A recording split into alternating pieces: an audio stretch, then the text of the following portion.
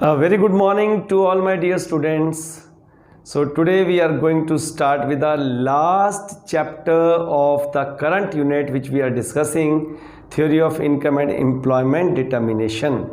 We have discussed the basic concepts, we studied the Keynes theory, we completed multiplier, and now we are going to start with the last topic, problems of excess and deficient demand and the measures to correct these. This is the name of the topic we are going to start. So what is excess demand? This is the first question we are going to start. It refers to a situation. Try to understand. पहले आप diagrammatically समझोगे तो आपको जो ऊपर लिखा है समझ आ जाएगा. Look here in the diagram. You see on y-axis what we are taking aggregate demand and aggregate supply. Please label it properly. On x-axis we are taking the level of income. You see here aggregate supply और income line, aggregate demand both are equal at point E. Keynes क्या कहता था? जहां aggregate demand aggregate supply के बराबर होगी वहां पर full employment हो भी सकती है और नहीं भी हो सकती, लेकिन हाँ वहां इकोनॉमी इक्विलिब्रियम में जरूर होगी. तो देखो जहां एग्रीगेट डिमांड एग्रीगेट सप्लाई के बराबर है OM पॉइंट पर हमने यहां लिखा है एरो करके इकोनॉमी इज इक्विलिब्रियम. यहां पर इकोनॉमी इक्विलिब्रियम में है, पर अगर जो हमारी फुल एम्प्लॉयमेंट है, अगर हमारी फुल एम्प्लॉयमेंट सिचुएशन हमारी इकोनॉमी के इक्विलिब्रियम से पहले आ जाए उसको बोलेंगे एक्सेस डिमांड. देखो यहां पर हम लिखा है एफ का मतलब फुल एम्प्लॉयमेंट सिचुएशन. इस फुल एम्प्लॉयमेंट सिचुएशन पर एग्रीगेट डिमांड है RF. देखो ये RF, एग्रीगेट सप्लाई है SF. इसका मतलब एग्रीगेट डिमांड एग्रीगेट सप्लाई से RS ज्यादा है. और याद करो जरा, सुनो ध्यान से, फुल एम्प्लॉयमेंट है. फुल एम्प्लॉयमेंट का मतलब जितने लोग काम करने को तैयार हैं उन सबको काम मिल गया और तो कोई एम्प्लॉयमेंट की गुंजाइश ही नहीं है. तो इस केस में आउटपुट तो बढ़ ही नहीं सकती, एम्प्लॉयमेंट बढ़ नहीं सकती, तो क्या बढ़ेगा? सिर्फ और सिर्फ प्राइसेस बढ़ेंगे. इसलिए देखो ये आ गई सिचुएशन ऑफ एक्सेस डिमांड. और सुनो ध्यान से, इसी को हम ओवर फुल एम्प्लॉयमेंट इक्विलिब्रियम भी बोलते हैं. ओवर फुल एम्प्लॉयमेंट इक्विलिब्रियम होता है वो सिचुएशन जब aggregate demand is equal to aggregate supply after the full employment situation. यानी फुल एम्प्लॉयमेंट की सिचुएशन पहले आ गई, उसके बाद जाकर एग्रीगेट डिमांड एग्रीगेट सप्लाई के बराबर हो रही है. इस सिचुएशन को ओवर फुल एम्प्लॉयमेंट इक्विलिब्रियम, इसको हम बिफोर इकोनॉमीज इक्विलिब्रियम, ये वो सिचुएशन है which lies before economies equilibrium, या इसी को बोलते हैं इन्फ्लेशनरी गैप और एक्सेस डिमांड. अब मैं आपको यहां समझाऊंगा फिर इससे रीड करेंगे. Excess demand refers to a situation when at full employment level of income, full employment level of income पर aggregate demand is higher than aggregate supply. ये देखो फुल एम्प्लॉयमेंट लेवल OF है, aggregate demand RF, aggregate supply SF, इतनी ज्यादा है. ये देखो this is not an equilibrium situation. क्यों? Because aggregate demand is not equal to aggregate supply. Here the aggregate supply is at full employment, जिसका क्या मतलब हुआ? Which means more increase in the quantity of goods and services is not possible. तो क्या होगा? This means that prices in the economy will start rising. In technical terms, inflationary situation will emerge in the country, also called inflationary gap. Excess demand को ही inflationary gap भी कहते हैं. जब इसको 2 बार 3 बार सुनोगे ना दिमाग में समझ आ जाएगा. फिर देखो इन्फ्लेशनरी गैप क्या है? It refers to the gap. कैसा gap? In the form of excess of aggregate demand. किससे? Over aggregate supply at full employment level of income, which leads to inflationary situation in the country, and this is called excess demand. तो ये हमारा topic हो गया, meaning of excess demand, meaning of inflationary gap, meaning of over full employment equilibrium. एक ही बात है, inflationary gap कह लो, ओवर फुल एम्प्लॉयमेंट इक्विलिब्रियम कह लो, एक्सेस डिमांड कहो, एक ही बात है। तो हमने ये पढ़ लिया, देखो डायग्राम फिर से देख लो। O Y axis aggregate demand aggregate supply, O X axis level of income. यहां पर देखो जहां एग्रीगेट डिमांड एग्रीगेट सप्लाई को मिल रही है आपस में ई पॉइंट, ये हमारी इकोनॉमी का इक्विलिब्रियम है ओएम पॉइंट पर, और हमारी जो फुल एम्प्लॉयमेंट लेवल है उससे पहले आ गया, और इस फुल एम्प्लॉयमेंट लेवल पर एग्रीगेट डिमांड आर एफ जो कि ज्यादा है एग्रीगेट सप्लाई एस एफ से, इसका मतलब पहले ही फुल एम्प्लॉयमेंट है, रोजगार बढ़ेगा नहीं, रोजगार बढ़ेगा नहीं तो प्रोडक्शन यानी आउटपुट भी नहीं बढ़ेगी, तो फिर क्या बढ़ेगा, सिर्फ कीमतें बढ़ेंगी, और कीमतों के बढ़ने को इन्फ्लेशन कहते हैं, और इस जो गैप आया इसको बोलते हैं इन्फ्लेशनरी गैप। और मैंने एक और कॉन्सेप्ट बताया इसके साथ ही, ओवर फुल एम्प्लॉयमेंट इक्विलिब्रियम, फिर सुन लो ये क्या है। It refers to a situation when aggregate demand is equal to aggregate supply, कहां पर, after the full employment situation, या इसको ऐसे भी कह सकते हैं, it is the situation which lies before economies equilibrium. Over full employment कहां पर है, जो इकोनॉमी के इक्विलिब्रियम से पहले है उसको बोलेंगे ओवर फुल एम्प्लॉयमेंट इक्विलिब्रियम। अगला एक छोटा सा टॉपिक हम यही पढ़ेंगे अब, effect of excess demand on price, on employment and on output. तो ये नेक्स्ट टॉपिक अब हम पढ़ेंगे। So now we are going to study effect of excess demand on prices, employment and output. बड़ी कॉमन सी बात है। एक्सेस डिमांड का मतलब क्या है, at full employment level of income aggregate demand is greater than aggregate supply. तो ना तो पहले ही फुल एम्प्लॉयमेंट है तो क्या होगा, neither the employment will increase so nor the output will increase. तो एक ही चीज इंक्रीज होगी, क्या इंक्रीज होगा, सिर्फ प्राइसेस। देखो employment and output will remain constant because there is already full employment in the economy, तो आउटपुट भी कांस्टेंट रहेगा, एम्प्लॉयमेंट भी कांस्टेंट।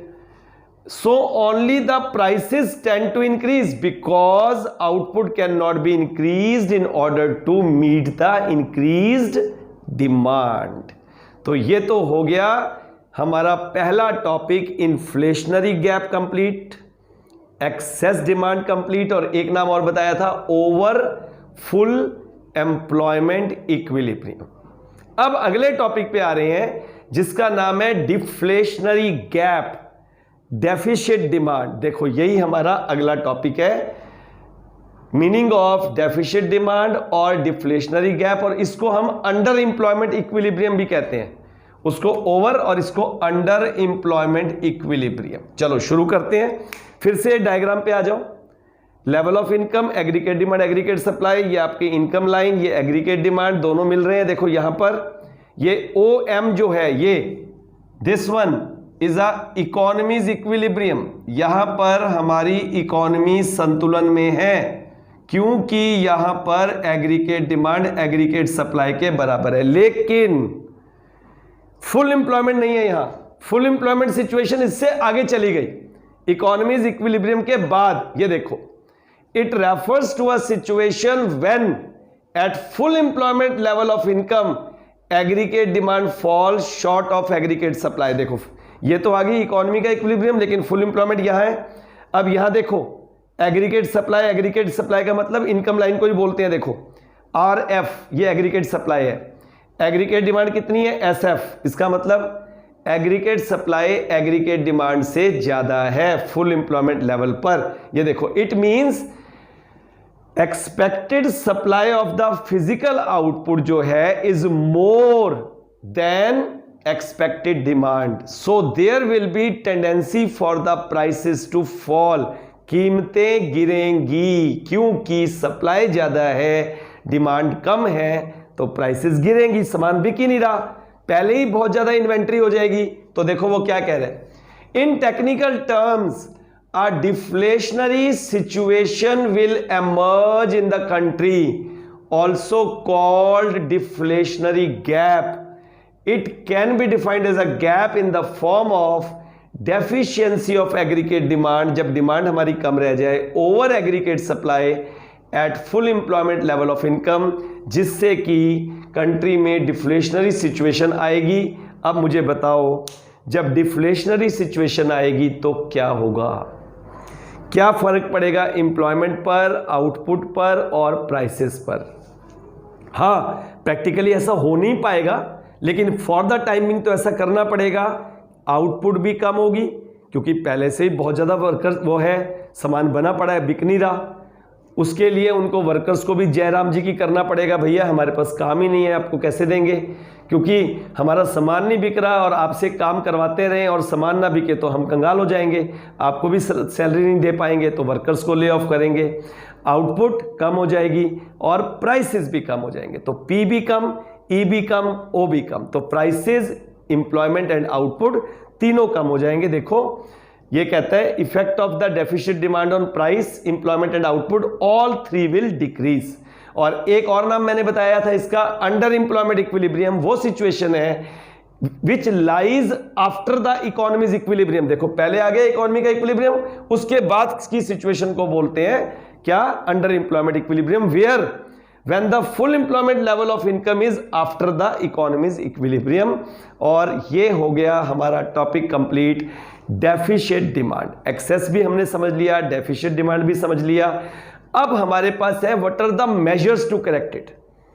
अगर शरीर में कुछ बीमारी आई है, बुखार हो गया, कहीं कोई फोड़ा निकल गया, तो हम क्या करते हैं, उस बीमारी का इलाज करते हैं। तो अब बीमारी दो आ गई हमारी इकोनॉमी में, एक्सेस डिमांड हो गई या डेफिशिएट डिमांड हो गई। अब क्या करें, पहले से ही फुल एम्प्लॉयमेंट है तो इलाज क्या करना पड़ेगा, एम्प्लॉयमेंट तो पहले से ही फुल है, मतलब आउटपुट नहीं बढ़ेगी ना ही एम्प्लॉयमेंट बढ़ेगी, तो क्या इलाज है, जो बीमारी है उसका इलाज ये है कि अगर एग्रीगेट डिमांड एग्रीगेट सप्लाई से ज़्यादा है, इसका मतलब डिमांड एक्सेस हो गई है, तो उसको किसी तरह से कम किया जाए। अगर एग्रीगेट सप्लाई एग्रीगेट डिमांड से ज़्यादा है, मतलब डिमांड कम हो गई है, सप्लाई तो बढ़ ही नहीं सकती, तो डिमांड को बढ़ाया जाए। तो अब हमने यही पढ़ना है, what are the measures to correct the excess demand. अगर डिमांड ज़्यादा हो गई है और सप्लाई कम है तो किस तरह से डिमांड को कम किया जाए। अगर सप्लाई ज़्यादा हो गई है, डिमांड कम है, तो किस तरह से एग्रीगेट डिमांड को बढ़ाया जाए। तो उसके लिए हमारे पास दो तरह के मेजर्स हैं, पहला है फिजिकल मेजर्स, दूसरे हैं हमारे पास मॉनेटरी मेजर्स। फिजिकल मेजर का मतलब होता है गवर्नमेंट की बजट पॉलिसी, गवर्नमेंट का रेवेन्यू, गवर्नमेंट की एक्सपेंडिचर, गवर्नमेंट की इनकम, गवर्नमेंट का खर्च। और मॉनेटरी मेजर्स होते हैं measures adopted by the central bank of the country, in our case RBI, in order to control the money supply. और इसके लिए आपने बैंकिंग में पढ़ लिया है, जिसमें आपने पढ़ा CRR, SLR, bank rate, statutory liquidity ratio, cash reserve ratio, जिसको भी मैंने बताया सीआरआर, एसएलआर, ठीक है, मार्जिनल रिक्वायरमेंट ऑफ लोन, वही चीजें हम यहां पढ़ेंगे। तो फिलहाल हम पहली बात करते हैं फिजिकल मेजर्स की, कौन से, किसके लिए, to control the excess demand. देखो physical measure refer to the government's legal power to tax and spend. Tax करेगी तो गवर्नमेंट को रेवेन्यू मिलेगा, स्पेंड करेगी तो गवर्नमेंट का खर्च होगा। In order to achieve economic objective, imposing the tax affects the purchasing power in the hands of people। जब वो टैक्स लगाएगी तो लोगों की परचेजिंग पावर के ऊपर इफेक्ट पड़ेगा। Change in the government expenditure affects the government demand for goods and services, thus both affect the aggregate demand in the country. तो अब ठीक है, ये तो हो गया गवर्नमेंट की फिजिकल पॉलिसी, लेकिन एक्सेस डिमांड के टाइम में, ड्यूरिंग द एक्सेस डिमांड यानी इन्फ्लेशनरी गैप, सबसे पहले गवर्नमेंट करेगी अपना खर्च कम। खर्च कम करेगी तो आपको पता है C प्लस आई प्लस जी प्लस एक्स माइनस एम, ये चारों कंपोनेंट है एग्रीगेट डिमांड के। जब गवर्नमेंट खर्च कम कर देगी तो एग्रीगेट डिमांड कम हो जाएगी। देखो यही कह रहा है, it is a component of aggregate demand and reduction in the government expenditure will directly reduce the aggregate demand and helpful in removing the inflationary gap और एक्सेस डिमांड। दूसरा काम क्या करेगी, रेजिंग द टैक्सेस। इससे क्या होगा, लोगों की डिस्पोजेबल इनकम कम हो जाएगी, उनकी कंजम्पशन पर खर्च कम हो जाएगा। और आपको पता है एग्रीगेट डिमांड के दो कंपोनेंट, तो कंजम्पशन प्लस इन्वेस्टमेंट। तो ऑटोमेटिकली जब उसका एक कंपोनेंट कंजम्पशन कम हो जाएगा तो एग्रीगेट डिमांड भी कम हो जाएगी। तो ये दो काम करेगी। अब बात करते हैं मॉनेटरी मेजर्स की।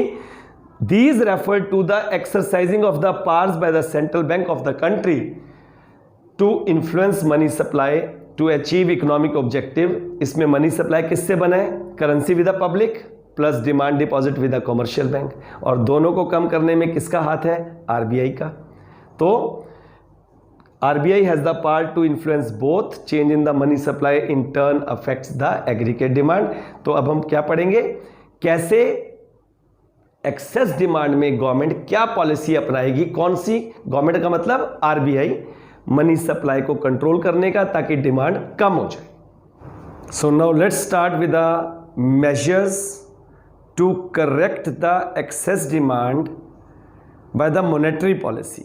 Already I told you monetary policy is a policy by the RBI to control the credit, and it is done by controlling the money supply, either by increasing the money supply or decreasing the money supply.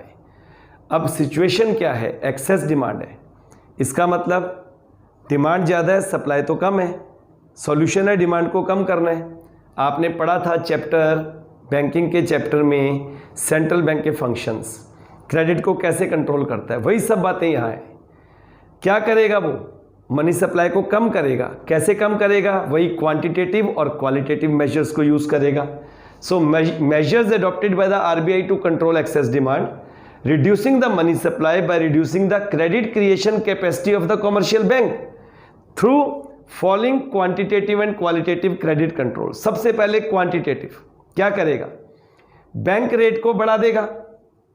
पढ़ा है आपने, bank rate को discounting rate बोलते हैं। The rate at which the RBI lends money to the commercial banks for a long period of time. अब bank rate बढ़ेगा, bank rate के बढ़ने से क्या होगा? लैंडिंग रेट भी बढ़ेगा, क्योंकि रेट ऑफ इंटरेस्ट बढ़ेगा। तो जब लैंडिंग रेट बढ़ेगा, रेट ऑफ इंटरेस्ट हाई हो जाएगा, तो लोग कम लोन लेंगे। कम लोन लेंगे तो इन्वेस्टमेंट कम हो जाएगी, और एग्रीगेट डिमांड के दो ही कंपोनेंट है, कंजम्पशन और इन्वेस्टमेंट। ऑटोमेटिकली एग्रीगेट डिमांड भी कम हो जाएगी। देखो यही लिखा है, बैंक रेट बढ़ेगा तो लैंडिंग रेट इंक्रीज होगा, कॉस्ट ऑफ बोरिंग बढ़ेगी, loans for the purposes of investment कम हो जाएगा, एग्रीगेट डिमांड कम हो जाएगी। इसी तरह increase in the CRR, cash reserve ratio, it reduces the funds for the credit creation. CRR क्या होता है?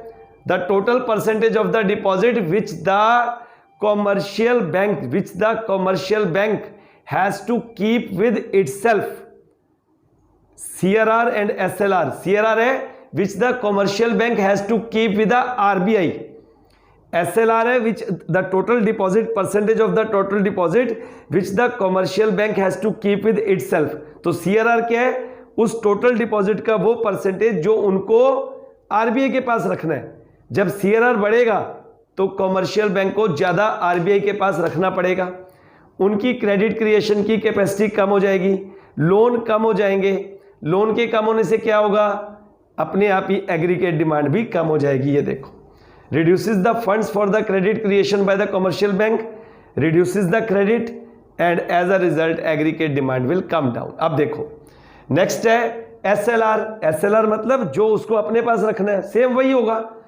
It reduces the credit creation, loans will reduce, investment will reduce, aggregate demand will reduce. Repo rate. Repo rate is the rate at which the commercial bank takes the money from central bank for short period of time. Repo rate बढ़ेगा, फिर lending rate बढ़ेगा, rate of interest बढ़ेगा, लोगों के लिए cost of borrowing बढ़ेगी, loan कम लेंगे और aggregate demand कम हो जाएगी। रिवर्स रेपो रेट, जिस रेट पर आरबीआई कमर्शियल बैंक से लोन लेता है, जब आरबीआई क्या करेगा? रिवर्स रेपो रेट को बढ़ाएगा तो सारे कमर्शियल बैंक्स को आरबीआई को पैसा देने में फायदा है, तो उससे क्या होगा? उनके पास जो उनका फंड है वो तो आरबीआई के पास चला गया, आरबीआई ने सारा ब्लॉट कर लिया, अब उनके पास पैसा नहीं बचा, वो लोन कम देंगे, लोन कम देंगे तो इन्वेस्टमेंट कम और एग्रीगेट डिमांड भी कम हो जाएगी। देखो लैंडिंग रेट बढ़ेगा, ये तो रेपो रेट है, और reverse repo rate liquidity with the commercial bank कम हो जाएगी, लोन कम होंगे, इन्वेस्टमेंट कम होगी और एग्रीगेट डिमांड कम होगी। और सिक्स्थ आपका जो मेजर है किसका? Quantitative measure, open market operation, buying and selling of the securities by the central bank in the open market.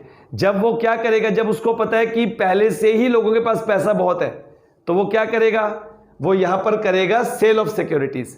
Securities बेचेगा तो लोगों को पता है आरबीआई से लेने में फायदा है, क्योंकि वहां पैसा सेफ है, सब बैंक से पैसा निकलवा के आरबीआई को दे देंगे। आरबीआई ने सबका पैसा ब्लॉट किया, कागज़ के टुकड़े बांट दिए। अब 5-6 साल उनके पास कागज़ रह गए, पैसा उनका चला गया, अपने आप ही एग्रीगेट डिमांड कम हो जाएगी। So people withdraw money from commercial bank, reduces the liquidity, loans will reduce, investment will reduce, aggregate demand will reduce. और अब आता है qualitative measure, raising the marginal requirement of loan. जब हम लोन लेने जाते हैं तो कोई ना कोई चीज़ हम वहाँ पर क्या करते हैं, हम वहाँ पर गिरवी रखते हैं। जब हम कोई भी चीज़ वहाँ प्लेज करते हैं या मॉर्गेज करते हैं तो उसके अगेंस्ट जो लोन मिलता है उसको बोलते हैं मार्जिनल रिक्वायरमेंट। अगर हमने 100 रुपये की चीज़ रखी है, मार्जिनल रिक्वायरमेंट है 10%, तो हमें 90 रुपीज़ लोन मिलेगा। अगर हमने 100 रुपये की चीज़ रखी है, मार्जिनल रिक्वायरमेंट है 20%, तो हमें 80 रुपीज़ लोन मिलेगा। 30% तो हमें 70 मिलेगा। अब यहाँ पर वो क्या करेगा, रेजिंग द मार्जिनल रिक्वायरमेंट, तो क्या होगा, ज़्यादा पैसा अपने पास रखेंगे, कम लोन मिलेगा, कम लोन मिलेगा तो अपने आप एग्रीगेट डिमांड कम हो जाएगी। तो ये तो हमने पढ़ लिए मेजर्स, कौन से, क्वालिटेटिव और quantitative measures by the RBI to control credit. और यहां पर हमने पढ़ा एक्सेस डिमांड की सिचुएशन। अब डेफिसिट में सब उल्टा हो जाएगा। देखो वहां पढ़ा था physical and monetary measure to control the deficit demand, वहां पढ़ा था इंक्रीज इन टैक्सेस, यहां हो जाएगा रिड्यूसिंग टैक्सेस। लोगों की इनकम बढ़ेगी, एग्रीगेट डिमांड बढ़ेगी। वहां पढ़ा था reduction in the spending by the government, यहां पर होगा increase in the spending by the government, aggregate demand बढ़ेगी, क्योंकि एग्रीगेट डिमांड जो है गवर्नमेंट की स्पेंडिंग उसका एक कंपोनेंट है, C + I + G + X - M। अब आ जाओ मॉनेटरी मेजर्स में, वही चीजें सब उल्टी हो जाएंगी। क्वांटिटेटिव मेथड में वहां पर हमने पढ़ा था डिक्रीज इन बैंक रेट, यहां हो जाएगा, यहां पढ़ा था इंक्रीज इन बैंक रेट, यहां हो जाएगा decrease in bank rate. Bank rate के कम होने से लेंडिंग रेट कम होगा, कॉस्ट ऑफ बोरिंग कम हो जाएगी, लोन्स ज्यादा लोग लेंगे, डिमांड बढ़ेगी। यहां पढ़ा था इंक्रीज इन CRR, यहां हो जाएगा डिक्रीज, फंड बढ़ेंगे किसके पास, कमर्शियल बैंक के पास, लोन्स वो ज्यादा देंगे, इन्वेस्टमेंट बढ़ेगी, एग्रीगेट डिमांड बढ़ेगी। यहां पढ़ा था इंक्रीजिंग SLR, यहां हो जाएगा decrease in SLR, same effect. यहां पढ़ा था इंक्रीज इन रेपो रेट, यहां होगा decrease in repo rate, landing rate सस्ता होगा, कॉस्ट कम, लोन ज्यादा देंगे, इन्वेस्टमेंट बढ़ेगी, एग्रीगेट डिमांड बढ़ेगी। इधर हमने पढ़ा increase in reverse repo rate, यहां हो जाएगा decrease in reverse repo rate. जब रेपो रेट कम हो जाएगा तो क्या होगा, फिर अपने आप ही उनको ये फायदा होगा, क्योंकि यहां पर तो क्या हुआ था, लिक्विडिटी बढ़ी थी, लोन कम हो गए थे। जब डिक्रीज इन रेपो रेट होगा तो वो अपने पास रखेंगे पैसा, वो बैंक को नहीं देंगे, तो उनके पास पावर रहेगी लोन देने की, लोन बढ़ेंगे, लोन के बढ़ने से क्या होगा, लोग जो है ज्यादा लोन लेंगे, एग्रीगेट डिमांड बढ़ेगी। फिर आ गया ओपन मार्केट में, यहां पर हमने पढ़ा था वो सेल करेंगे, यहां पर परचेज ऑफ सिक्योरिटी करेगा आरबीआई, लोगों को पैसा देगा, लोग पैसा कमर्शियल बैंक में जमा करवाएंगे, कमर्शियल बैंक और लोन देंगे तो लोगों की एग्रीगेट डिमांड बढ़ेगी। और क्वालिटेटिव में यहां पढ़ा है हमने अभी, क्वालिटेटिव के अंदर रेजिंग द मार्जिनल रिक्वायरमेंट, और यहां क्या करेगा, रिड्यूसिंग द मार्जिनल रिक्वायरमेंट। 100 की चीज रखोगे, 5 रुपए काट के 95 लोन मिलेगा, इन्वेस्टमेंट बढ़ेगी, एग्रीगेट डिमांड बढ़ जाएगी। तो इसके साथ ही हमारा syllabus macro economics part A का कंप्लीट हो चुका है, फाइनल के हिसाब से भी और आपके मिड टर्म के हिसाब से भी। और मुझे पूरी उम्मीद है कि आप इसको अच्छी तरह से करोगे। मैंने बहुत ही सरल भाषा में आप तक ये पहुंचाने का प्रयास किया है और मुझे यही उम्मीद है कि आप इसको पूरी तरह से सफल करोगे, क्योंकि टीचर की मेहनत तब तक सफल नहीं होती जब तक बच्चे उस मेहनत को सार्थक नहीं करते। So I request you all to please work very hard, be proactive and do the best in your coming midterm exam. God bless you all.